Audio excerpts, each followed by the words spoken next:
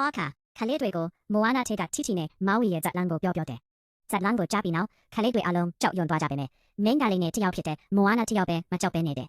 အခြားခလေးတွေကကြောက်ရွံ့ပြီးစိုးရိမ်နေချိန်မှာမိုးဝါနာကတော့ပြောနေတယ်သူမကပင်လယ်ကမ်းစာဖက်ကိုလမ်းလျှောက်သွားပြီးလိုင်းတွေနာကိုနီးကပ်သွားတယ်အဲ့ဒီနေရာမှာသူမကဟောင်းငါတွေကြောက်နေတဲ့ပင်လယ်လိပ်ဖလဲတက်ကံကိုတွေ့တယ်မိုးဝါနာကဟောင်းငါတွေကိုမောင်းထုတ်ပြီးလိပ်ဖလဲကိုပင်လယ်ထဲကိုလုံးချုံစွာပြန်သွားနိုင်အောင်ကူညီပေးတယ်အဲ့ဒီအတွက်ဆိုတက်ခုလိုအင်းလဲကမိုးဝါနာကိုချိုင်းချက်လုံးပေးတယ်မိုးဝါနာကဟောင်းတွေဖက်ကိုပေါ်နီးလာတဲ့အခါရဲတွေကခိုးထိုင်နောက်ပြန်ဆော့သွားပြီးလမ်းတလန်ဖန်တီးပေးတယ်အဲ့ဒါကအိမ်မတက်ခုလိုပဲဖြစ်နေတယ်မိုးဝါနာကဟောင်းတွေကိုအန်အားသိမ်းစွာကြည့်နေတယ်လိုင်းတွေနဲ့သူမနဲ့ကားစားထလို့လဲလဲနက်နက်လစ်စားပြီးနောက်ဆုံးမှာချစ်တီရဲ့နှဟလုံးအစင်းညောင်တောက်ပါတဲ့ကြောက်တုံးကိုသူမကိုပေးလိုက်တယ်အဲ့ဒါကတချင်းကမောင်ဝီခေါ်